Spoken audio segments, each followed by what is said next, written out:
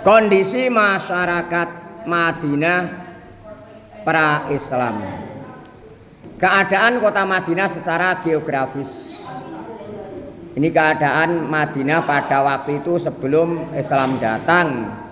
Madinah merupakan salah satu kota di wilayah Jazirah Arab. Madinah menjadi salah satu kota penting dalam sejarah peradaban Islam. Tepatnya menjadi kota terpenting kedua bagi umat Islam setelah Makkah. Di Jazirah Arab ada dua kota yang sangat penting dalam Islam, sejarah Islam adalah kota Makkah dan Madinah. Dan kota Makkah adalah setiap tahun dikunjungi seluruh penjuru dunia dalam melaksanakan ibadah haji.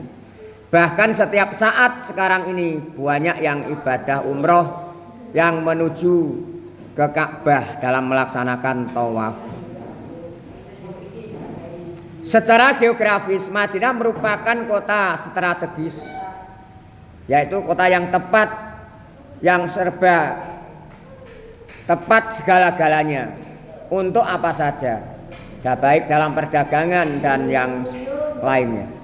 Dikatakan demikian karena Madinah menjadi jalur penghubung antara Yaman di selatan dan Syam di utara. Antara penghubung Yaman dan Syam. Madinah merupakan salah satu kota di provinsi Hijaz yang memiliki batas-batas sebagai berikut. Madinah merupakan ikut provinsi di Hijaz dan batas-batasnya di antaranya bagian selatan berbatasan dengan Bukit Air.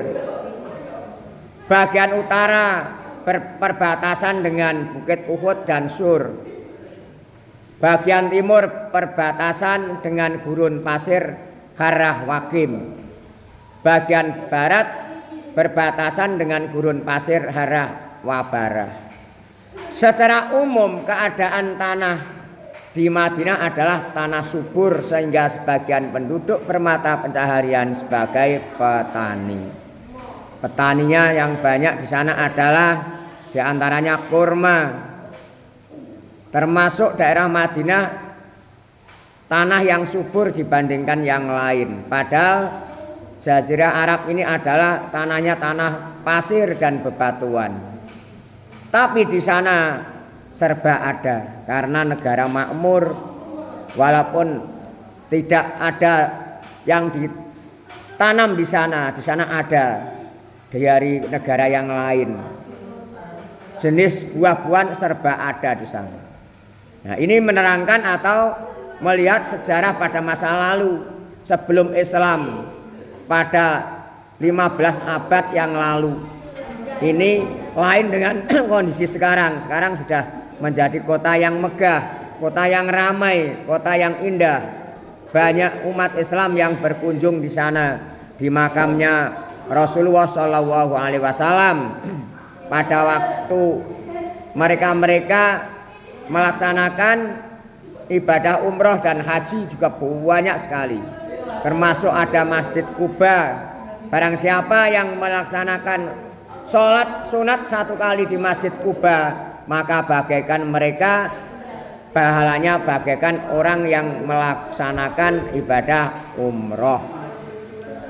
Mereka menanam berbagai macam jenis tanaman seperti kurma, anggur, dan beraneka macam tanaman. Anggur juga enak anggur sana. Ada anggur Najwa, bermacam-macam anggur jenisnya. Di lain atau di luar Madinah juga banyak. Tapi yang di Madinah itu ada yang termasuk anggur yang kurma yang istimewa. Kurma Najwa. Penghasil terbesarnya adalah kurma dan anggur. Di sana yang paling banyak dan yang paling besar pertanian adalah pertanian anggur. Apa pertanian, Pertanian itu adalah bercocok tanam. Petani padi kalau di Indonesia, petani jagung, petani cabai, petani kacang, petani tambak. Ini kalau di Indonesia berbagai macam petani atau bercocok tanam itu bisa. Karena daerah Indonesia termasuk daerah yang tropis, banyak hujannya dan beriklim termasuk iklim panas ketika waktu ketiga atau waktu tiga musim hujan. Kalau waktu di musim hujan itu Indonesia. Coba lihat di berbagai daerah atau berbagai tempat di Indonesia selalu banyak tanaman yang hijau royo-royo, dipandang menyenangkan dan enak untuk hiburan juga. Itu Indonesia termasuk karena tanah yang banyak curah hujannya. Dan tanahnya tanah liat dan tanah pasir juga ada, tanah campuran juga ada, itu di Indonesia. Kurma merupakan tanaman primadona di Madinah. Karena kurma Madinah adalah termasuk ada kurma yang terbaik juga, termasuk kurma ajwa, najwa atau ajwa itu yang paling mahal. Kalau harga di Indonesia ini sekitar ada yang 400.000. Itu kurma yang tak paling baik, entah di sana sekarang. Waktu Pak Dua di Madinah waktu itu tahun 2017 di khusus kurma-kurma, Cross Indonesia waktu itu masih kurma sana 200.000. Kalau di Indonesia waktu itu 350, kalau sekarang entah berapa. Dan real Cross Indonesia waktu itu Pak Dua di sana 3.700, 3.400, 800. Kalau sekarang katanya 4.000, ada yang 4.200. Itu cross real 1 real di sana. Selain bercocok tanam, masyarakat Madinah juga ada berdagang dan beternak. Berdagang itu apa? Adalah jual beli masalah dagangan termasuk kurma, anggur. Kalau di Indonesia ya ada yang berdagang pakaian, buah, sembako termasuk beras, minyak goreng, termasuk kalau kalian hidup di pesisiran ini kebanyakan barangkali ada yang berdagang ikan basah, artinya ikan segar, ada yang berdagang ikan asin yang disetorkan atau dipasok berbagai daerah. Ini karena mempunyai keahlian sendiri-sendiri. Ada yang beternak. Pada waktu itu peternaknya adalah domba dan unta, ya. Kadang-kadang ada yang tanya, Pak, katanya sana itu padang pasir kok ada yang peternak ya, tapi peternaknya bukan seperti Indonesia. Di sana itu juga ada suket atau rumput, entah dari mana. Seperti unta juga demikian. Di pasir-pasir itu karena kuat unta itu banyak sekali. Saya menyaksikan sendiri waktu melihat di sana diperlihatkan dengan teman-teman. Ya mumpung di sana waktu itu. Kalian kalau ibadah umrah atau haji waktu yang luang atau senggang bisa melihat-lihat di daerah Timur Tengah sana. Kaum pedagang rata-rata dilakukan oleh kaum bangsawan. Waktu itu kaum pedagang kebanyakan orang bangsawan, orang yang terhormat, orang yang termasuk mempunyai fitur tinggi di sana, termasuk anaknya kerajaan misalkan. Pokoknya yang sikapnya tinggi, lain dengan rakyat kecil-kecil seperti kita, rakyat biasa-biasa ini. Di sana ada yang waktu itu ada yang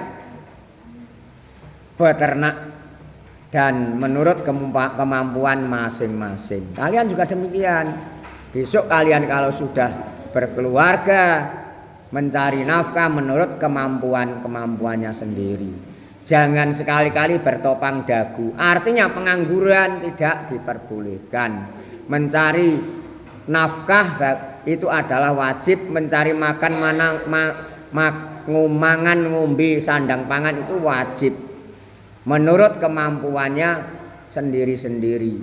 Ada yang mempunyai kemampuan berdagang, bertani, ada yang pegawai, Kalau pegawai jadilah pegawai yang baik, pegawai yang jujur. Kalau pedagang juga jadilah pedagang yang jujur dari segi timbangan, takaran dan sebagainya. Kalau sebagai penolong atau termasuk jasa bentuk apa saja, jadilah jasa penolong yang jujur, yang semata-mata mencari ridho Allah Subhanahu wa taala. Mengapa, Pak?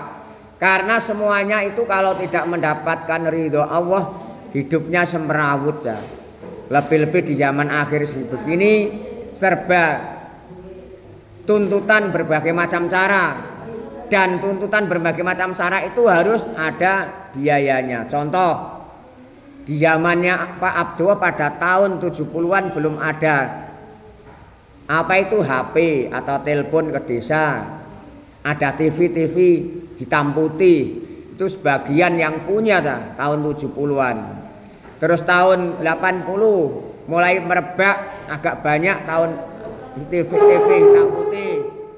Dan setelah 80 sekian hingga 99 banyak TV swasta, termasuk Indosiar, RCTI, Antv, termasuk dan yang lainnya. Itu mulai bermunculan sampai sekarang macam-macam TV.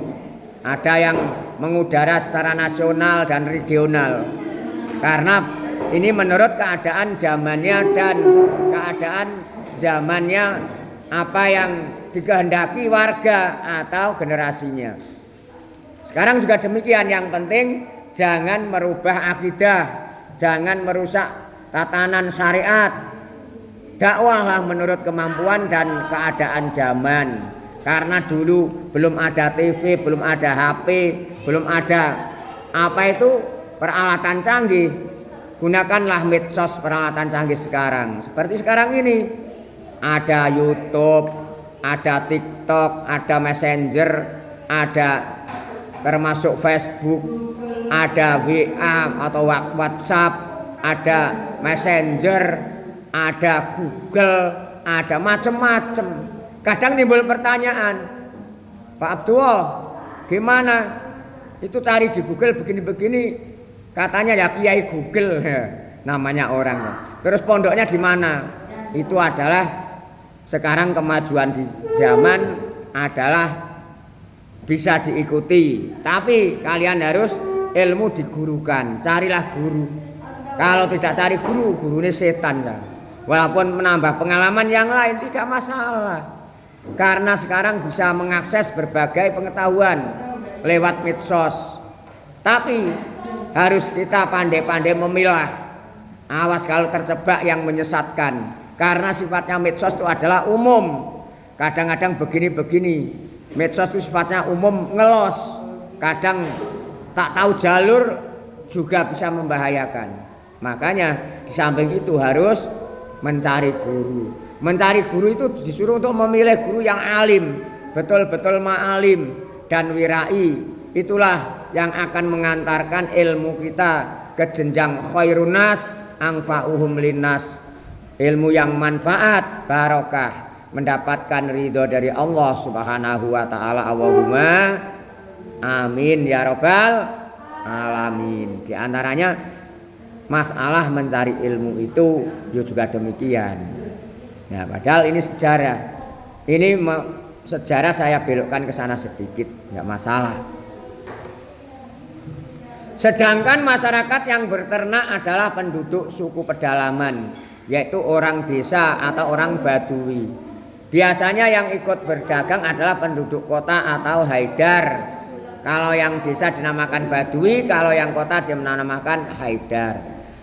Ternak mereka peliharaan yang dipelihara antara lain adalah hewan unta, sapi, kambing dan kuda. Di sana ada di antara unta, sapi, kambing dan kuda. Kalau di Indonesia banyak ternak. Ternak burung, ternak ayam, ternak apa saja bentuknya yang tinggal mau.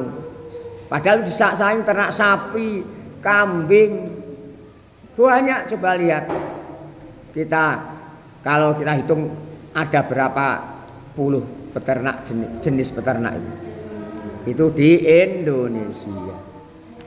Ini tadi keadaan masyarakat Madinah pra-Islam. Sekarang kondisi sosial budaya masyarakat Madinah sebelum Nabi Muhammad Shallallahu Alaihi Wasallam hijrah. Ini kondisi sosial budaya masyarakat Madinah sebelum Nabi hijrah ke sana. Pada waktu itu belum dinamakan Madinah, namanya adalah Yasrib. Setelah Nabi ke Madinah, kota Yasrib diganti namanya ya Madinah, yang asalnya Yasrib. Madinah atau yang sebelum Nabi Muhammad hijrah bernama Yasrib. Masyarakat Yasrib terdiri atas dua golongan besar, yaitu bangsa Yahudi atau Bani Quraidho, Bani Nadir dan Bani Quraidho, dan bangsa Arab Yaman, suku Aus dan suku Khazraj. Perlu dibarisbawahi, masyarakat Yasrib pada waktu itu terdapat dua golongan, yaitu bangsa Yahudi dan bangsa Arab. Bangsa Yahudi yaitu dari Bani Qainuqa, Nadir dan Quraidho. Kalau Arab dari Yaman, suku Aus dan suku Khazraj. Di Yasrib bangsa Yahudi menetap di wilayah utara. Bangsa Yahudi bermigrasi ke Yasrib secara bergelombang pada abad ke-1 dan ke-2 Masehi. Karena menghindar dari kerajaan bangsa Romawi, bangsa Yahudi terkenal dengan sihir, meracik racun dalam makanan, dan memilih kata-kata yang memiliki banyak makna. Ini Yahudi, banyak yang bisa mensihir, memberikan racun dalam makanan dan sebagainya. Sedangkan bangsa Arab Yaman bermigrasi ke Yasrib karena negerinya dilanda bencana alam. Ini yang bangsa Arab dari Yaman bermigrasi ke Yasrib karena dilanda oleh bencana alam, bermigrasi atau bernaungan di situ untuk yang perlindungan yang lebih aman. Berupa hancurnya bendungan Ma'arib yang dibangun oleh Ratu Bilqis dari kerajaan Sabah. Waktu itu bendungan hancur, akhirnya penduduknya bermigrasi ke Arab. Selain bencana alam, kepindahan tersebut karena persoalan konflik politik yang melanda negara mereka. Bangsa Arab Yaman yang tinggal di Yasrib terdiri atas dua suku besar, yaitu suku Aus dan suku Khazraj. Bangsa Arab yang di Yasrib ada dua suku, yaitu suku Aus dan suku Khazraj. Karena yang bangsa Yahudi adalah terdiri dari suku, termasuk suku apa? Tadi dari Bani Quraidho, Bani Quraidho dan Bani Nadir. Itu yang dari Yahudi.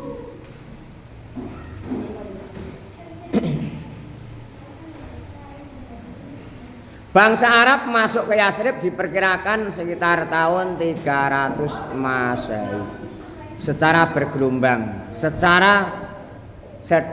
bertahap, secara berkelompok, tidak seketika banyak, bertahap atau bergelombang demi demi sedikit demi sedikit. Akhirnya di sana juga banyak orang Arab yang bermukim di Yasrib. Pada awalnya baik bangsa Arab Yaman dan bangsa Yahudi menetap di Yasrib dengan hidup damai berdampingan. Namun seiring berjalannya waktu timbul kecurigaan dan saling ancam. Manusia biasanya kan begitu. Kalau hanya waktu pertama selalu ramah, indah dan rukun. Itu biasanya sifat basariah manusia demikian. Lain dengan misalkan binatang, pertamanya kalau nggak tahu asing, geger, itu binatang. Makanya punya karakter sendiri-sendiri. Hal itu berawal dari sikap bangsa Yahudi yang sombong karena merasa sebagai manusia pilihan Tuhan.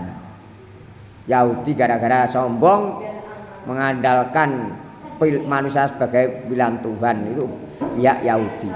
Sebab banyak kaumnya yang diutus menjadi nabi dan rasul. Selain itu mereka adalah penganut agama tauhid, sementara masyarakat Arab Yaman adalah penyembah berhala. Pada waktu itu yang Yahudi mengikuti agama tauhid, agama yang hanya satu Tuhannya, yaitu agama Yahudi, termasuk agama samawi yang dari Allah asal mulanya. Tapi waktu itu sementara masyarakat Arab yang dari Yaman menyembahnya nyembah berhala karena masih dalam keadaan belum mengerti. Tapi termasuk yang lain pihak Yahudi sudah mengerti. Ini diantaranya waktu itu. Kepercayaan masyarakat Madinah sebelum hijrah Nabi Muhammad SAW. Sebelum Islam datang, agama dan kepercayaan masyarakat Yathrib adalah sebagai berikut, yaitu ada agama Yahudi. Agama Yahudi bangsa Yahudi yang terdiri atas kaum Bani Qainuqa, Bani Nazir, Bani Ghofan dan Bani Quraidah merupakan penganut agama Yahudi. Waktu itu Islam belum ada atau belum lahir atau belum muncul. Karena ini sekitar abad ke 300 waktu itu. Agama Yahudi masuk ke Yathrib sekitar abad 1 dan kedua yang dibawa imigrasi dari wilayah utara. Mereka datang ke Yathrib untuk menyelamatkan diri dari penjajah Romawi karena negaranya waktu dijajah oleh Rom. Penganut Yahudi memiliki tempat khusus untuk belajar agama Yahudi, yaitu termasuk beribadah dan membicarakan urusan agama serta duniawi. Karena ini merupakan agama samawi, agama yang diperintahkan atau yang menuruti syariat yang diperintahkan oleh Allah. Tapi setelah Islam lahir yang dibawa oleh Nabi Muhammad, akhirnya satu-satunya agama Islam yang diridhoi Allah adalah Islam sampai di akhir zaman, sampai sekarang ini. Penganut Yahudi memiliki tempat khusus untuk belajar agama Yahudi, beribadah dan membicarakan urusan agama serta dunia. Tempat tersebut mereka namakan madaris. Ketika Islam datang, penganut Yahudi tetap memeluk agama Yahudi. Bahkan mereka bekerja sama dengan kaum kafir Quraisy dan menentang dakwah Nabi Muhammad SAW. Akibatnya mereka diusir dari kota Madinah. Pada waktu itu setelah agama Islam datang, juga menentang dengan dakwah Nabi Muhammad karena agama yang pada waktu itu sudah tidak relevan lagi. Yang relevan adalah Islam. Agama Yahudi sudah tidak berlaku lagi sampai sekarang, dan yang berlaku adalah Islam, agama yang satu-satunya diridhoi oleh Allah Subhanahu wa ta'ala. Agama Nasrani. Di Yathrib penganut Nasrani berasal dari Bani Najran. Masyarakat Bani Najran Romawi memeluk Kristen pada tahun 343 Masehi. Ketika kelompok misionaris Kristen dikirim Kaisar Romawi untuk menyebarkan agama Nasrani di wilayah itu. Jadi penganut Nasrani atau Kristen termasuk pemeluk Kristen pada tahun 344 Masehi. Yang berikutnya agama pagan. Agama pagan merupakan kepercayaan kepada benda dan kekuatan alam seperti matahari, bintang dan bulan. Mereka menyembah kekuatan alam. Mereka hidup sesuai dengan tradisi warisan nenek moyang. Praktek peribadatan mereka bertentangan dengan agama Yahudi dan Nasrani, sehingga sering memicu perselisihan. Ini kondisi yang pada zaman dulu. Kalau zaman sekarang setelah Islam masuk di sana, termasuk menjadi pemerintahan, tatanan pemerintahan, kemasyarakatan, sosial dan sebagainya sudah baik, ditata rapi. Dan sekarang di daerah sana juga daerah termasuk yang ramai, yang kaya, penghasilannya adalah minyak bumi. termasuk Mekah Madinah itu. Yang paling besar adalah minyak bumi. Dan di Mekah ada air yang istimewa, yang terbaik, yaitu air Zam-Zam yang berada di sekitar Ka'bah. Sebagian dekat Ka'bah itu sumber mata airnya. Diminum berjuta-juta orang tidak akan kering. Terus keluar terus mata airnya. Semoga kita bisa ziarah ke Mekah Madinah. Bisa menunaikan ibadah haji, ibadah umroh. Setiap tahun kita dimudahkan rizki yang halal, yang barokah, yang mendapatkan ridho Allah Subhanahu wa ta'ala. Amin ya robbal